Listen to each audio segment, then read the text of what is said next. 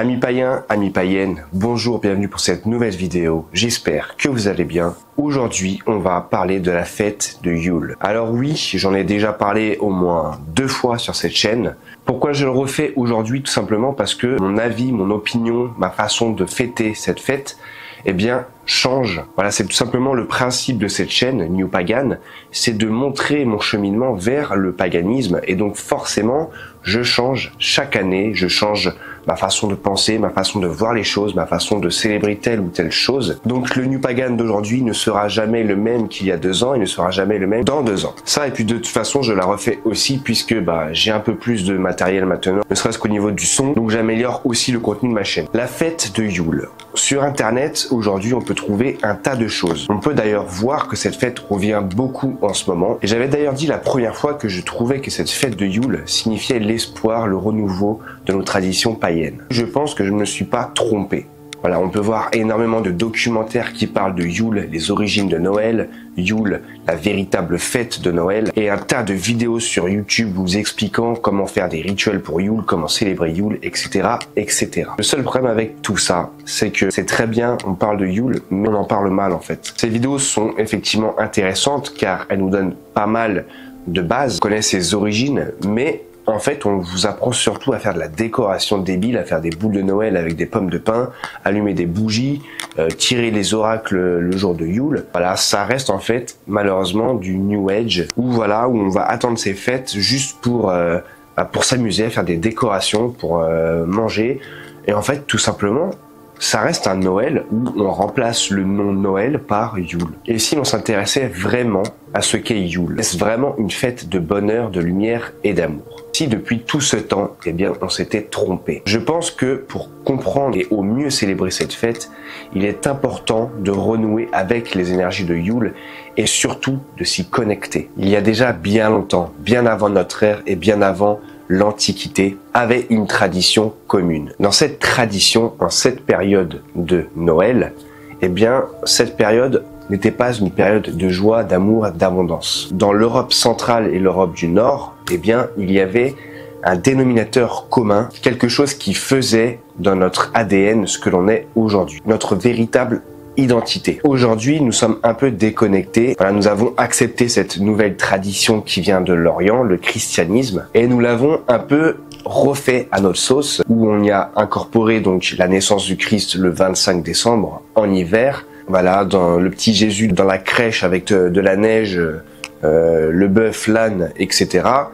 Tout ça est une mise en scène, est une déformation de l'origine de Noël, que ça soit l'origine de Yule, mais aussi l'origine de la naissance du Christ. Le Christ est né en Orient, là où il n'y a pas de neige, là où il n'y a pas d'hiver. Et c'est là que c'est très important, puisque l'hiver, le froid, fait partie de notre culture à nous. À nous, je parle de l'Europe centrale et l'Europe du Nord. Dans l'Europe antique, la seule chose qui fait peur aux hommes, ce n'est pas l'enfer, ce n'est pas le diable, ce n'est pas le fait de mourir et d'aller ou de ne pas aller au Valhalla, ce n'est pas de servir Dieu lorsque l'on va mourir, non. Ce qui fait peur, la chose qui terrifie l'Europe, c'est l'hiver, c'est la période sombre, c'est la période froide. Parce que cette période amène avec elle la mort, la famine, la disette. Les vieux sont mourants et perdent principalement la vie en hiver parce qu'ils sont trop faibles. Les nouveau-nés aussi sont trop fragiles pour survivre à l'hiver. Le bétail peuvent mourir en hiver. Les cultures sont gelées, il n'y a rien à manger. L'hiver fait peur et l'hiver est le véritable ennemi de l'Europe. C'est pour ça que cette fête originelle de Noël qui vient de l'Orient, eh bien, n'est en rien notre identité. La fête de Yule n'est pas une fête de lumière, d'abondance, d'amour, etc. C'est une fête qui est à la base crainte.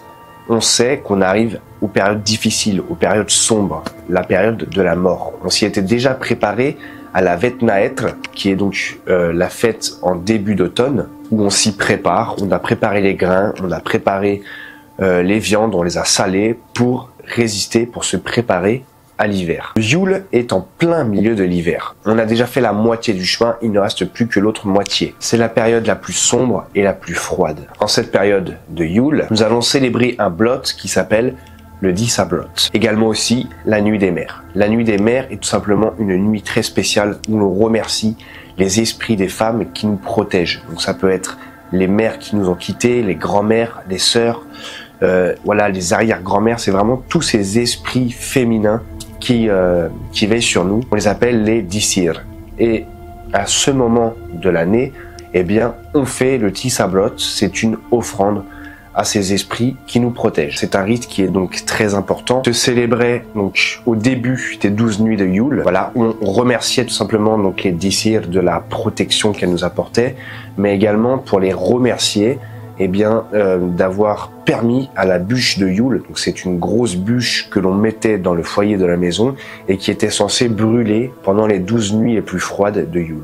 À la fin de ces 12 nuits de Yule, on célèbre le Yuletide. Donc le blot de Yule, c'est tout simplement le blot final pour célébrer la fin des 12 nuits de l'hiver. Il s'agit tout simplement d'un blot pour honorer tous les dieux de leur protection, Odin, Heimdall, Thor et tous les dieux du panthéon auxquels vous avez prêté allégeance. C'était le moment des cadeaux. Alors ce ne sont pas des cadeaux que l'on offrait à ses amis, ça arrivait bien sûr, mais en fait ce n'est pas la véritable signification du cadeau du présent. C'est le cadeau, l'offrande, les offrandes que l'on faisait aux dieux. Également les offrandes que nos ancêtres nous avaient fait. Les ancêtres, donc les arrière-grands-pères, les grands-parents qui racontaient des histoires qui étaient censées être pleines de sagesse et d'expérience. Et ça, c'était un vrai présent pour les peuples d'avant. On illuminait bien sûr tout le village en allumant donc des bougies, mais également des grands feux de joie.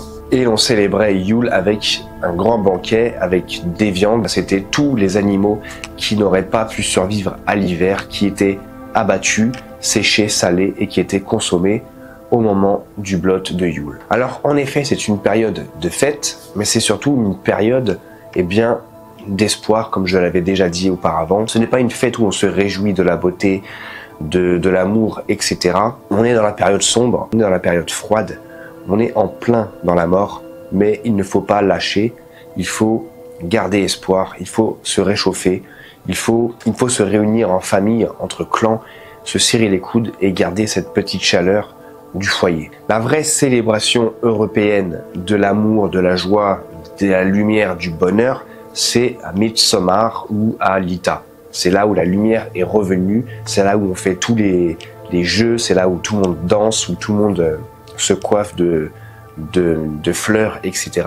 Là, c'est une vraie fête d'amour et de lumière. Mais en aucun cas, ce ne sera Noël ou Yule. Les lumières que l'on allume à Yule, c'est vraiment des lumières pour réchauffer les cœurs, c'est des lumières d'espoir. Dans la célébration de Yule, il y a un gros rapport à la mort. Voilà, on y célébrait beaucoup les défunts, les ancêtres qui nous ont quittés et leur mémoire. En fait, Yule, c'est vraiment ce mélange de Halloween et de Noël. Il faut vraiment ces deux contrastes de lumière et de ténèbres pour créer la vraie fête de Yule. Car je le répète, notre spiritualité, notre croyance ou notre religion, suivant laquelle vous l'appelez, n'est pas une religion ou une spiritualité d'amour, de paix et de lumière.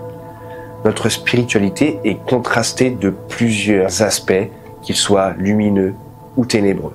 Il faut les deux pour pouvoir être plus proche de cette spiritualité et pour mieux la comprendre et mieux l'intégrer. Il n'y a pas de lumière sans ténèbres, il n'y a pas de ténèbres sans lumière. Vous comprendrez bien l'importance de l'hiver, l'importance de la dureté.